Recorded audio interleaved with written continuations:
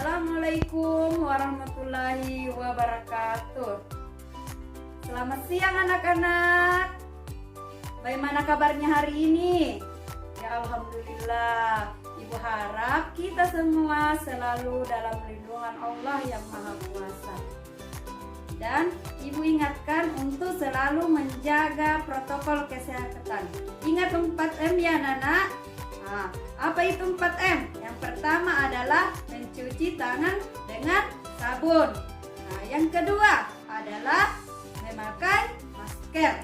Selanjutnya yang ketiga adalah menjaga jarak. Selanjutnya yang keempat adalah menghindari kerumunan. Ya, anak-anak, sebelum kita memulai pembelajaran hari ini, terlebih dahulu kita berdoa agar semua kegiatan kita diberkahi dan dilancarkan oleh Allah Subhanahu wa taala.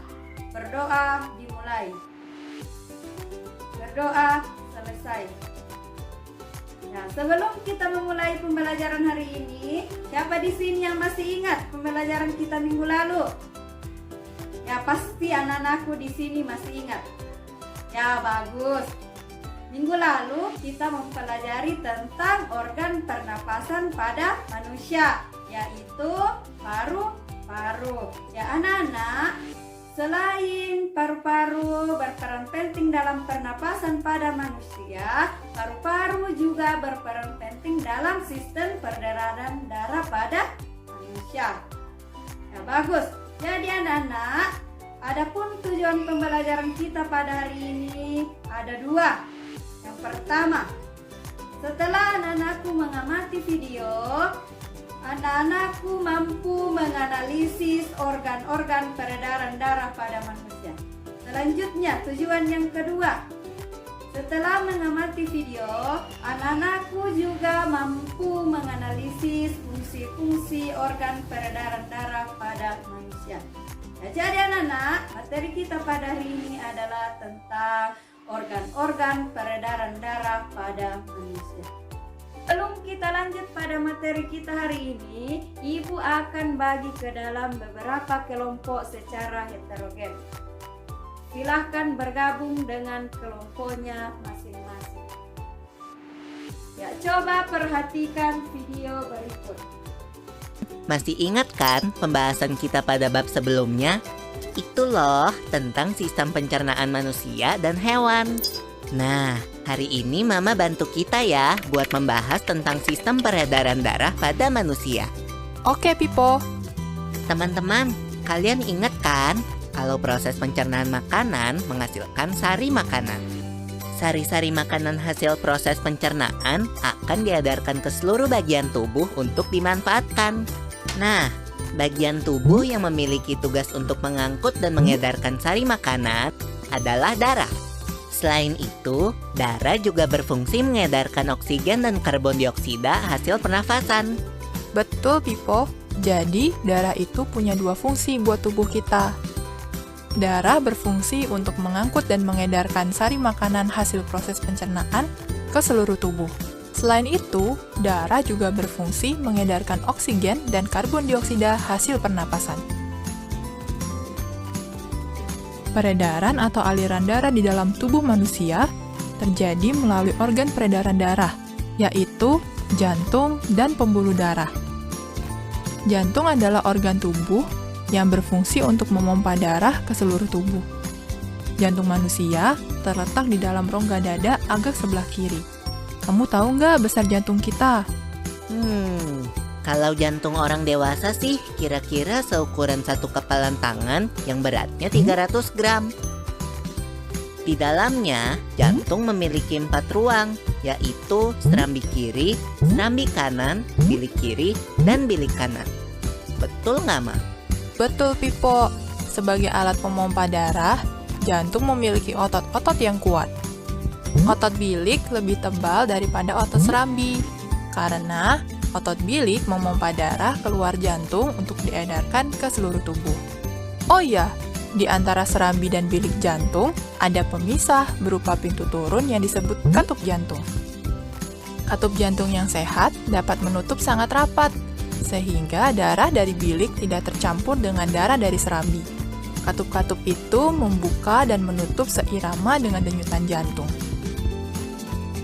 Kalau nggak salah, pembuluh darah dapat dibedakan menjadi dua berdasarkan arah aliran darah, yaitu pembuluh nadi atau arteri dan pembuluh balik atau vena. Bener banget, Pipo. Pembuluh nadi adalah pembuluh yang mengalirkan darah keluar dari jantung. Pembuluh nadi yang paling besar disebut aorta. Kalau pembuluh balik adalah pembuluh darah yang mengalirkan darah masuk ke dalam jantung. Pembuluh balik yang paling besar ada dua, yaitu pembuluh balik atas dan pembuluh balik bawah. Kamu tahu nggak, Pipo? Darah dalam tubuh manusia selalu beredar dalam pembuluh darah, sehingga disebut peredaran darah tertutup. Berdasarkan panjang dan pendeknya jalur yang ditempuh, peredaran darah manusia dibagi menjadi peredaran darah kecil dan peredaran darah besar. Peredaran darah kecil berlangsung dari jantung ke paru-paru, kemudian kembali ke jantung lagi. Urutan peredaran darah kecil adalah serambi kanan, lalu ke bilik kanan, ke paru-paru, lalu ke serambi kiri. Berarti kalau peredaran darah besar berlangsung dari jantung ke seluruh tubuh, kecuali paru-paru dan kembali ke jantung. Urutan peredaran darah besar adalah serambi kiri, lalu ke bilik kiri, ke seluruh tubuh, lalu ke serambi kanan. Ayo, setelah melihat video tersebut, siapa yang tahu ada berapa organ peredaran darah pada manusia? Ya, benar sekali. Peredaran darah manusia ada 3. Yang pertama adalah jantung, yang kedua adalah pembuluh darah, dan yang ketiga adalah paru-paru. Nah, Ibu akan menjelaskan yang pertama adalah jantung. Jantung adalah organ tubuh manusia yang berfungsi untuk memompa darah ke seluruh tubuh. Jantung memompa darah dengan cara mengkonstruksi dan berelaksasi secara bergantian, mengembang dan mengempis sehingga jantung itu berdenyut. Jantung terdiri dari 4 bagian. Yang pertama adalah serambi kanan, 2 adalah serambi kiri, 3 adalah bilik kanan, dan yang keempat adalah bilik kiri. Ukuran jantung itu sebesar kepala orang dewasa dan letaknya berada pada rongga dada. Selanjutnya, yang kedua adalah pembuluh darah. Pembuluh darah adalah saluran tempat mengalirnya darah dari jantung ke seluruh tubuh atau dari seluruh tubuh kembali ke jantung. Pembuluh darah ada 2. Yang pertama adalah pembuluh nadi yang disebut dengan arteri, dan yang kedua adalah pembuluh balik yang disebut dengan vena. Nah, Ibu akan menjelaskan pembuluh yang pertama adalah pembuluh nadi atau arteri, yaitu pembuluh yang membawa darah yang kaya oksigen dari jantung menuju ke seluruh tubuh. Dan yang kedua adalah pembuluh balik. Pembuluh balik adalah pembuluh yang membawa darah yang kaya akan karbon dioksida dari seluruh tubuh ke jantung. Selanjutnya yang ketiga adalah paru-paru. Paru-paru memiliki peranan yang sangat penting dalam proses peredaran darah. Paru-paru berfungsi sebagai pensuplai oksigen ke dalam darah. Selanjutnya, Ibu akan menjelaskan tentang organ peredaran darah yang terdiri dari 2. Yang pertama adalah peredaran darah kecil, yang kedua adalah peredaran darah besar. Peredaran darah kecil dimulai dari serambi kanan menuju bilik kanan, kemudian ke paru-paru dan kembali ke serambi kiri. Yang kedua adalah serambi peredaran darah besar. Peredaran darah besar dimulai dari serambi kiri menuju bilik kiri, kemudian ke seluruh tubuh, kemudian kembali ke serambi kanan. Ya, tenang anak, sudah mengerti? Jadi Ibu sudah bagikan link di grup WA. Silakan kerjakan bersama dengan teman kelompoknya. Ya, silahkan setiap anggota kelompok untuk mempresentasikan hasil diskusi kelompoknya. Ya, berikan tepuk tangan untuk semua anggota kelompok yang mewakili teman kelompoknya.